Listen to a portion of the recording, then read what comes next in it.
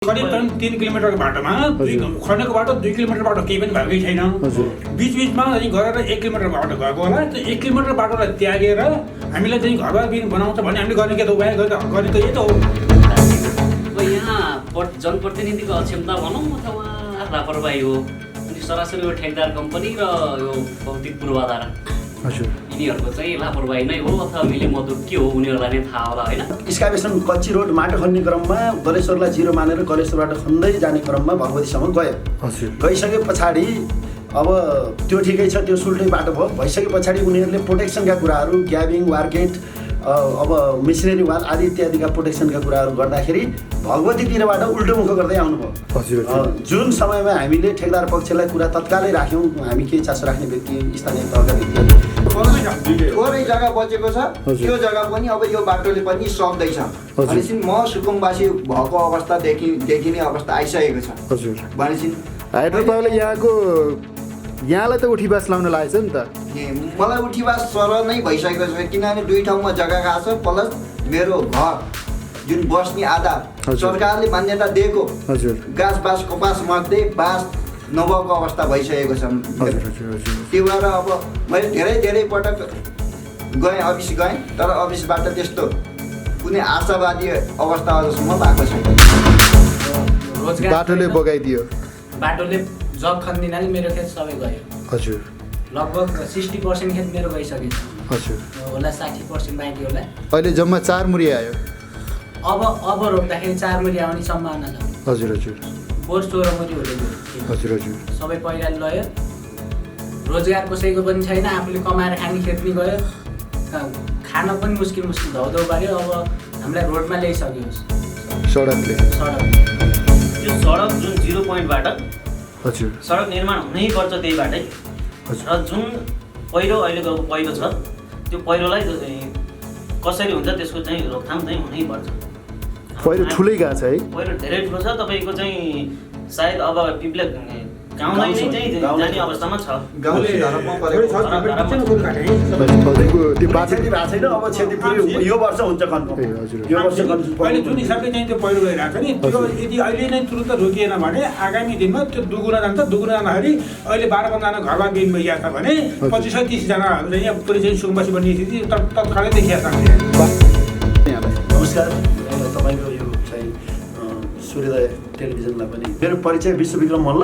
हजुर रौगङ्गा गाउँपालिका ward number 3। यो हजुरहरूले किन यो सडक अवरुद्ध गर्नुभयो भन्नुहोस् न। यो सडक अवरुद्ध गर्नुको पहिलो कारण हामी चाहिँ कोही पनि विकास विरोधी चाहिँ अवश्य रूपमा होइनौँ। हजुर हामी विकास चाहन्छौँ, विकासको अर्थ पनि बुझेका व्यक्तिहरू र विशेष गरेर यो चाहिँ 32 करोडको ठेक्का परदेश आयोजनाबाट हजुर परेको कुरा सुन्नमा आइसकेपछि काम पनि एउटा तीव्र रूपमा गत विगत 1.5 वर्षदेखि लगभग आफ्नो निरन्तर एउटा गतिमा कामको निर्माण कार्य बढ्दै गएको अवस्था हो। बढ्दै जाने अवस्थामा काम के भयो भन्दाखेरि गलेश्वरलाई जिरो मान्दै गलेश्वर पिप्ले भगवती हुँदै बेखोलासम्मको यो सायद कृषि सडक भनेरै नाम छ होला यसको अहिलेसम्म हामीले बुझ्नमा आएको। र त्यो बाटो खन्ने क्रममा, बाटो निर्माण गर्ने क्रममा गलेश्वरलाई जिरो मानेर खन्दै जाँदा गलेश्वरबाट आवश्यक रूपमा उहाँहरूले भन्नुभयो झन्डै 8 देखि 10 मिटरको चौडाइमा हामी बाटो खन्नुपर्छ भन्ने उद्देश्यले बाटो खन्दै जानुभयो। निर्माण कार्य अगाडि बढ्यो। बढ्दै गर्ने क्रममा इस्काबेसन झन्डै कुनै ठाउँमा 20 देखि 25 मिनटको हाइट हुने गरी पनि उहाँहरूले मतलब डोजर लगाएर बाटो खन्नुभयो। खन्दै एउटा चाहिँ इस्काबेसनको काम मात्रै उहाँ भगवतीसम्म पुग्नुभयो। जुन ठेकदार थिए खड्का कृष्ण भन्ने हामीले बुझेका छौँ। र कम्पनी के हो, हाइड्रो पावर हो कि के हो? होइन, यो सडक यो चाहिँ पूर्वाधार, यो हाम्रो पूर्वाधार अन्तर्गत गतै प्रदेश सरकारको बजेटबाट काम हुँदैछ भन्ने हाम्रो बुझाइ हो। ए हजुर हजुर। अनि सडक इस्काबेसन कच्ची रोड माटो खन्ने क्रममा गलेश्वरलाई जिरो मानेर गलेश्वरबाट खन्दै जाने क्रममा भगवतीसम्म गयो। गइसके पछाडि अब त्यो ठिकै छ, त्यो सुल्टै बाटो भयो। भइसके पछाडि उनीहरूले प्रोटेक्सनका कुराहरू ग्याबिङ वार्गेट अब मिसनरी वाल आदि इत्यादिका प्रोटेक्सनका कुराहरू गर्दाखेरि भगवतीतिरबाट उल्टो मुख गर्दै आउनुभयो। हजुर जुन समयमा हामीले ठेकदार पक्षलाई कुरा तत्कालै राख्यौँ, हामी केही चासो राख्ने व्यक्ति स्थानीय तहका व्यक्तिहरूले राख्दाखेरि उहाँका चाहिँ केही आधिकारिक व्यक्तिहरूले हामीलाई प्रति जवाब के दिनुहुन्थ्यो भने हामीले यसमा केही सुरुमा बस्ती गाउँ बस्तीमा अलिकति ट्रायल गरे हो, यहाँ विवाद कति आउँछ आउँदैन भन्ने हिसाबले यसो नारी छाम्या पनि हो र चाहिँ हाम्रो गर्ने उद्देश्य त तलैबाट हो, तलैबाट गर्छौँ भन्दै उहाँहरूले ल ल ल ल ल ल गर्छौँ भन्दै काम चाहिँ पुरा उल्टो भयो, माथिबाट भयो। गाउँको टोटल्ली तल जगमा रहेको गाउँलेलाई बोकेर बसेको भू धरातल अनावश्यक रूपमा यत्र त्यत्र छर्दै अनावश्यक रूपमा कुनै ठाउँमा 15 मिटर जति पनि उहाँहरूले चौडा बनाएको ठाउँ अझै पनि देख्न पाइन्छ। खास मापदण्ड अनुसार उहाँले 7 देखि 8 भनेको हामीले बुझिन्थ्यो र त्यो ठाउँमा उहाँहरूले के गर्नुभयो भने जुन क्षेत्र रौघाट सलिड सामुदायिक वनको ब्लक नम्बर 4 पर्छ त्यसको म स्वयं अध्यक्ष पनि हुँ। त्यसको नाताले पनि म चाहिँ यस मतलब कार्यमा संलग्न हुन मलाई बाध्यता भयो।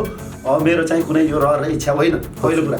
र त्यसो गर्दै गर्दा यो काम किन उल्टो भयो त भन्दै गर्दा उहाँले प्रतिक्रिया हामीलाई काम गर्ने हो, हामीले नारी छामेको तलबाट गर्छौँ भन्दै बर्खा लायो, तल पुरै खनियो, उतल पुतल खनियो, तर त्यो प्रोटेक्सनको काम केही पनि भएन। माथि मात्रै भयो, जहाँ चाहिँ पहिरो जाने खतरा थिएन, व्यक्तिहरूका मतलब बस्ती थिए, घर थिए, बारी थियो, खेत थियो, जहाँ चाहिँ दैविक प्रकोपले पनि नसताउने र तत्कालै अत्याधिक वर्षा भए पनि पहिरो नजाने जस्तो ठाउँमा ढुङ्गा भेटिएको कारणले हो या के हो उहाँहरू आफै जान्नु। अनावश्यक चाहिँ जस्तै रूपमा चाहिँ ठुलो चाहिँ ग्याबिङका काम र मेसिनरीका काम उता भए, जहाँ हुनुपर्ने हो त्यहाँ भएन। त्यो गाउँको समक्ष चाहिँ गाउँलाई बोकेको जगमा खनियो मात्रै भएन, जुन कारणले खनिएको थियो त्यही कारणले हाम्रो क्षेत्र विक्षेत्र चाहिँ हामीले गरिखाने कतिपय चाहिँ यहाँ आज हामी एउटा प्रतिनिधिको रूपमा आएछौँ, कतिपयको जो सुकुम्बासी हुने अवस्था छ, खेतहरू बढारिसक्यो। मेरो व्यक्तिगत रूपमा भन्नुपर्दा मेरो आफ्नो फर्म पनि थियो, त्यो फर्म पनि चाहिँ बढार्यो, त्यहाँ लयो, बाख्राको गोठ लयो, त्यही सडकको कारणले। के फर्म थियो हजुरको? हजुर बाख्रा फर्म, मेरो पिपले बाख्रा फर्म हो मेरो फर्म र व्यक्तिगत रूपमा मैले त्यो जाने बित्तिकै आएर निवेदन पनि दिएको छु। भनेपछि यो सडकको कारणले चाहिँ व्यक्तिगत रूपमा त्यहाँ चाहिँ अब भौतिक क्षति भइराखेको छ। हजुर र तुरुन्तै मैले त्यो पोहोरको साल पहिरोले नाश हुन बित्तिकै मैले वडाबाट सिफारिस लिएर यो भौतिक पूर्वाधारमा यो यहीँ आएर मैले चाहिने निवेदन पनि दिएको छु व्यक्तिगत रूपमा। र त्यहाँ पछि यो सडक कहिलेदेखि हो त्यहाँ खण्ड लागेको? विगत 1.5 वर्ष नै भयो होला, यो ठ्याक्कै याद त भएन, 2 वर्ष पुगेको छैन, 1.5 वर्षको पिरियडमा रनिङमा छ होला जहाँसम्म। अब आयो त्यहाँदेखि यो धेरैको हाम्रो लगभग 12-15 जनाको खेत अहिले लगभग कसैको 20% कोहीको 35%, कोहीको 40% खेत गएको अवस्था छ।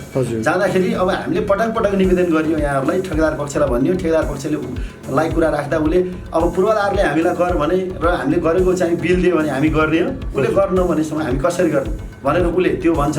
पूर्वाधारलाई भन्दाखेरि पूर्वाधारले क्यान्डिडेट लागेको अवस्था छैन। हामीले अस्ति भर्खरै 25 गते विगत यो चैत्र 25 गते हामीले चाहिँ लगभग 12-15 जनाको टिम आएर यो भौतिक पूर्वाधारमा हामीले चाहिँ लिखित निवेदन पनि दिएका छौँ, जसको पदार्थ जिल्ला प्रशासन कार्यालयलाई दिइएको छ, समन्वयलाई यहीँ हाम्रो अध्यक्षज्यूलाई दिइयो, एउटा पदार्थ भू संरक्षणलाई दिइयो र एउटा पदार्थ गाउँपालिका र गाउँपालिका अध्यक्षलाई मतलब कार्यालयलाई पनि हामीले दिएका छौँ। र यो कुनै पनि सुनाइ यो यत्रो आजसम्म 10-11 दिन बित्यो सक्दा पनि प्रतिक्रिया कोही पनि नआएपछि हामी बाध्य भएर हाम्रो यो चाहिँ रहर होइन, हाम्रो बाध्यताले हामीले चाहिँ आज सडकबाट नै दबाब दिनुपर्छ भन्ने उद्देश्यले यो कदम चालेका हौँ। र अवरुद्धमा यहाँहरूले के कदम चाल्नु भयो भन्ने कुरा अब हामीले पहिला त अब सुरुमा हामी कानुन प्रक्रियाबाटै गइयो, प्रक्रिया गर्दै जाँदाखेरि हाम्रो सुनाइ भएन, हाम्रो जमिनहरू चाहिँ पुरै पहिरो गएको अवस्था छ, अब गाउँैसम्म जाने खतरा छ। त्यसकारण नगएपछि आम उपभोक्तालाई जोडेपछि ल आज पनि हामी चाहिँ अब जिल्ला प्रशासन कार्यालय गएर आफ्ना कुराहरू राख्ने कि अब यही सडकबाट दबाब दिने भनेर आम समूहमा हामी अगुवाई गर्नेहरूले केही सोधियो। पनि गाउँपालिका वडा नम्बर 3 अब हामीहरू यही समस्या हो, जुन चाहिँ कतिपय कुराहरू भइसम्म आइसके हामीहरू प्रशस्त क्षति भएको छ सडकले गर्दाखेरि। यसलाई हामीले प्रक्रियागत रूपमा जाऊँ भन्दाखेरि यसलाई अपडेट गरेको जस्तो हामीलाई देखियो, बुझियो। यसैलाई हामीले यो चाहिँ यहाँको आजको कार्यक्रम चाहिँ ल्याउनु पर्यो र अहिले आएको वार्ता हामीलाई बोलाइएको छ, सफल हुन्छ हुँदैन थाहा छैन। यदि भएन भने फेरि हाम्रो आन्दोलनका प्रक्रिया अगाडि बढ्छौँ फेरि होइन। यहाँहरू चाहिँ स्वस्फूर्त रूपमा जनताहरू स्वस्फूर्त रूपमा र हामीहरू मध्येबाट कतिपय मान्छेहरू सुकुम्बासी हुँदैछन् क्या। हजुर ती खेत लगेको कारणले घर पनि जाँदैछन्। अनि यहाँको के कुनै क्षति भएको छ कि छैन यहाँको हजुरको? हजुरको त्यो पुरै बाटो क्षति भएको छैन। अब क्षति पुरै यो वर्ष हुन्छ कन्फर्म। ए हजुर यो वर्ष कन्फर्म। अहिले जुन हिसाबले चाहिँ त्यो पहिरो गइरहेको छ नि त्यो यदि अहिले नै तुरुन्त रोकिएन भने आगामी दिनमा त्यो दुगुना जान्छ। दुगुना जाँदाखेरि अहिले 12-15 जना घरमा बिन भइरहेको छ भने 25-30 जना यहाँ पुरै चाहिँ सुकुम्बासी बन्ने स्थिति तत्कालै देखिया छ हामीले। बाटोको कारणले हजुर हजुर बाटो कस्तो बन्न पर्यो कहिले बन्न पर्यो कस्तो बन्न पर्यो यहाँहरूको चाहना के छ बाटो बाटो अब जिरो बाटो बन्नु पर्यो। हजुर। जिरो बाटो पुरै स्ट्रक्चर वालहरू मेसिनरी वाल हुँदै अनि चाहिँ हाम्रो व्यक्तिको घर जग्गालाई संरक्षण गर्दै लानु पर्यो। यो बाटै नबनाउने कुरा हामीले बुझेमा अहिले सुन्नमा आएको छ। बाटै छोडिदियो भने हामी सुकुम्बासी हुने अवस्था छ। र यो पहिरो किन गयो त भन्दा यो पक्कै त पूर्वाधार प्लस ठेकदार यिनीहरू जवाबदेही हुनुपर्छ। यिनीहरूले के हेरे उल्टो काम हुँदा यिनीहरूले के हेरे जब जनबाट काम हुनुपर्छ जिरोबाट भने काम उल्टो भएको कारणले पहिरो गयो। सडकै कारणले हामीलाई यो स्थिति बनाइयो। अब सडक बनाएरै हामीले चाहिँ पुनर्स्थापित गरिनुपर्छ। त्यत्रो एक्सकाभेसन गरियो तर त्यहाँ प्रोटेक्सन नगरेको कारणले पहिरो गयो। हजुर अब प्रोटेक्सन गरे उनीहरूले गर्थेर फेरि पनि पहिरो जान्थ्यो भने सायद हाम्रो बोल्ने ठाउँ हुन्थेन होला। तर उनीहरूले जान गल्ती गरेको कारणले हाम्रो चाहिँ नोक्सान भयो। नोक्सानको हाम्रो क्षतिपूर्ति सहित हाम्रो अब हुने चाहिँ यो चाहिँ अब हुने हाम्रो खतरा अब जाने पहिरो ल्यान्डस्लाइडिङको जस्ता विषयहरूलाई रोकथाम हुनु पऱ्यो र हाम्रो चाहिँ सुनाइ जायज माग हामीलाई चाहिँ सुनाइ हुनु पऱ्यो। हजुर हाम्रो यहाँको के छ सर भन्नुहोस्। मेरो रगङ्गा गाउँपालिका वार्ड नम्बर 3 हजुर मेरो माग पनि यही हो। नाम चाहिँ के हजुर जीवन शर्मा। जीवन शर्मा हजुर मेरो माग पनि यही हो कि अब जुन बाटोले गर्दा हाम्रो थोरै खेत भएको बाटोले गर्दाखेरि हामी जुन विनाश भयौँ घर जग्गा पीडित भयौँ होइन यसलाई संरक्षण दिनु पर्यो। बाटो पनि जानु पर्यो। संरक्षण दिएर बाटो अगाडि बढ्नु पर्यो। जुन बाटो लाने हामीलाई संरक्षण तल नदिइकन जाने भन्ने हाम्रो धारणा होइन कि विकास र विकासमा विनाश हुन्छ तर विनाशलाई कसरी हुन्छ राम्रोसँग संरक्षण गरेर अगाडि बढ्नु पर्यो। यहाँको घर खेत त्यस्तो केही क्षति त भएको छैन। मेरो घरको क्षतिपूर्ति हाइड्रो पावर सम्बन्धी प्लस मैले हाइड्रो पावर सम्बन्धी राखेँ जुन यहाँले अहिले जेपी कन्स्ट्रक्सनले ल्याएको छ त्यसको ठेक्का हजुर जुन यहाँले मेरो घर प्रत्यक्ष असर पारेको छ। हजुर जुन घरमा हाइड्रोको आयोजनाले रगङ्गा हाइड्रो पावरले हजुर हजुर जुन मैले 71 सालमा निवेदन पनि दिएको छु त्यसको अझसम्म कुनै तपाईँको के क्षति भएको छ रगङ्गा हाइड्रो पावरका कारणले। मेरो हाइड्रो पावरको कारणले 2 ठाउँमा जग्गा पनि खाएको छ। हजुर प्लस घर चर्केर बस्न नमिल्ने अवस्था पानी चुहिएको अवस्था छ। हजुर जुन गाउँपालिका इन्जिनियरहरू पनि गएर यसलाई सम्भव छैन यो वाला भन्दा पनि कुनै सुनवाई भएको छैन अझसम्म। हजुर यो पीडा मैले भोगेर बाध्य भएको छु कि रोडमा सुत्ने अवस्था बाध्य भएको छु म। हजुर हाइड्रो पावरलाई चाहिँ निवेदन कहिले दिनुभयो। निवेदन 2071 सालमा दिएको छु। 71 सालमा प्लस वडा गाउँपालिका र प्रशासन प्रमुखमा 2076 सालमा पनि निर्माण गरी पाउँ मलाई क्षतिपूर्ति पाउँ भनेर तपाईँले केही पाउनु भएको छैन। यहाँबाट पनि कुनै अझसम्म केही पाएको छैन। अझसम्म आशा गरेर बसेको छु। यो आशा पुरा भएको छैन। नभएपछि अब म पनि बाध्यतावश बाटोमा पाल टाँगेर बस्ने अवस्था भएको छ। अब पाल टाँगेर बस्ने कि मैले न्याय पाउने। हाइड्रो पावर तपाईँको माग मेरो माग हजुर हाइड्रो पावरप्रति मेरो माग थोरै जग्गा बचेको छ त्यो जग्गा पनि अब यो बाटोले पनि सक्दैछ भनेपछि म सुकुम्बासी भएको अवस्था देखिने अवस्था आइसकेको छ। हजुर भनेपछि हाइड्रो पावरले यहाँलाई त उठीबास लाउन लागेछ नि त। मलाई उठीबास सर नै भइसकेको छ किनभने 2 ठाउँमा जग्गा गएको छ प्लस मेरो घर जुन बस्ने आधार सरकारले मान्यता दिएको गाँस बाँस कपास मध्ये बाँस नभएको अवस्था भइसकेको छ। त्यो भएर अब मैले धेरै पटक अफिस गएँ तर अफिसबाट त्यस्तो कुनै आशावादी अवस्था अझसम्म भएको छैन। रगुगङ्गा हाइड्रो पावरबाट त्यस्तो कुनै राम्रो रेस्पोन्स आएको छैन। उही जति हुन्छ पेलेर जाने पेलेर जाने मात्र कुरा भएको छ। कुनै त्यस्तो केही पनि आशावादी अवस्था छैन। हुन्छ सर यहाँको सुनवाई पक्कै हुनेछ भन्ने आशा गरौँ। अब सुनाइ के कस्तो हुन्छ नि आशा छ। सुनाइ त अब जहाँसम्म पेलेर जाने अझसम्म त्यही हिसाब भइरहेको छ। मेरो मात्र नआएर अरूको पनि भएको छ। तर सबभन्दा पुरानो पीडित 71 साल भनेपछि त अहिले 78 लागिसक्यो। 8 वर्ष 7 वर्ष पुरा भएर 8 वर्ष चल्दैछ। भनेपछि अझसम्म कुनै समाधानको समस्याको समाधान कुनै क्षतिपूर्ति पाउनु भएको कुनै छैन क्षतिपूर्ति केही पनि पाइएको छैन, सुनै भएको छैन अझसम्म। कहाँनिर हजुरको घर? मेरो जुन रघुवंश हाइड्रोपावरको अफिसबाट 2 मिनट पनि 1 मिनट पुरा ल 1 मिनट 200 मिटरको दूरीमा 200 मिटरको दूरीमा छ मेरो घर। तपाईँको बार उहाँको अफिसका मान्छेहरूसँग भेटघाट हुन्छ? बार अफिससँग भेट भइरहेको हुन्छ, तर कुनै वास्ता छैन, व्यवस्था गरिएको छ। हजुर हजुर। नमस्ते, म अम्बिक शर्मा, रघुवंश गाउँपालिका 3। नाम भन्नु सर? अम्बिक शर्मा। हजुर। अम्बिक शर्मा, रघुवंश गाउँपालिका 3। अहिलेको यो मोटर बाटोको क्षतिले गर्दाखेरि पोहोरसम्म मैले 16 मुरी धान हुलेको खेत अहिले 4 मुरी पनि नआउने भइसक्यो। अब रोजगार बाटोले बगाइदियो? बाटोले जग खनिदिनाले मेरो खेत सबै गयो। हजुर। लगभग 60% खेत मेरो गइसकेछ। हजुर। होला 60% बाँकी होला। अहिले जम्मा 4 मुरी आयो? अब रोप्दाखेरि 4 मुरी आउने सम्भावना छ। हजुर हजुर। पोहोर 16 मुरी हुलेको हजुर हजुर। सबै पहिराले लयो। रोजगार कसैको पनि छैन, आफूले कमाएर खाने खेत नि गयो, खान पनि मुस्किल धौधौ पाऱ्यो। अब हामीलाई रोडमा ल्याइसक्यो सडकले केही सुनाइ हुन्न, कुरा गर्नु। अब यो काम हुँदाखेरि क्षति त भइ नै हाल्छ नि भन्नुहुन्छ। यो सडक नबनाएपछि हाम्रो अहिलेको स्थितिमा अर्को वर्ष घर बाहेक अरू केही नरहने स्थितिमा आइपुग्यो। यही वर्ष भनौँ न, अब 2 महिना 2 महिना वडा कार्यालयमा अनि यहाँ यता प्रशासनतिर सडक विभागतिर यहाँले निवेदन दिनुभयो होला नि? एकमुष्ट रूपमा अस्ति हामी सबै आएर निवेदन दिइयो। हजुर। निवेदन दिँदाखेरि पनि त्यस्तो उत्कृष्ट केही नतिजा पाइएन। हजुर। राम्रो रेस्पोन्स दिनुभएको छैन? आश्वासनसम्म पनि छैन अरू सर। हजुर हजुर। त्यही हो। के भन्नुहुन्छ यहाँले? यो सडकमा प्रोटेक्सन वाल सहित हाम्रो पहिरोको लागि पनि प्रोटेक्सन होस्, त्यसको लागि अब यो अहिले यो बर्खा हाल 2 महिनाको अन्तरालमा त्यसलाई केही प्रोटेक्सन होस्, हाम्रो जग्गाहरू रहोस्। हजुर। अब माटो साटो बगाएर जम्मै जग्गा मात्र रहेर त के खानु खो र सर? हजुर हजुर। अब जग्गा किन्न पनि हेर्नुहोस्, अब रेटै 11-12 लाख भन्छ। हामी किन्ने स्थितिको मान्छे पनि छैनौँ सर। आफ्नो जग्गा हाम्रो जग्गालाई त बचाइदिनु पऱ्यो। हजुर हजुर। हाम्रो सरकारवाला हुनुहुन्छ, हाम्रो ठेकदारहरू सबै मिलेर गरिदिनु पऱ्यो भन्छ। सडक उत्कृष्ट बन्न पऱ्यो, नाली सहित प्रोटेक्सन वाल सहित। हजुर हजुर। सबै त्यहाँ चाहिँ राम्रो व्यवस्था हुनु पऱ्यो। हजुर।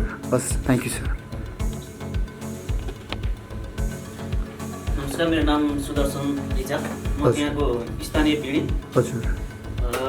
यो जुन हाम्रो यो गलेश्वरदेखि भगवतीसम्म अहिले जुन पिच गर्ने भनेर चाहिँ निर्माण कार्य थालेको जुन खड्का कृष्ण कन्स्ट्रक्सन, लापरवाहीका कारण मेरो खेतीयोग्य जमिन लगभग 2 रोपनी जमिन मेरो पहिरोले लैसक्यो।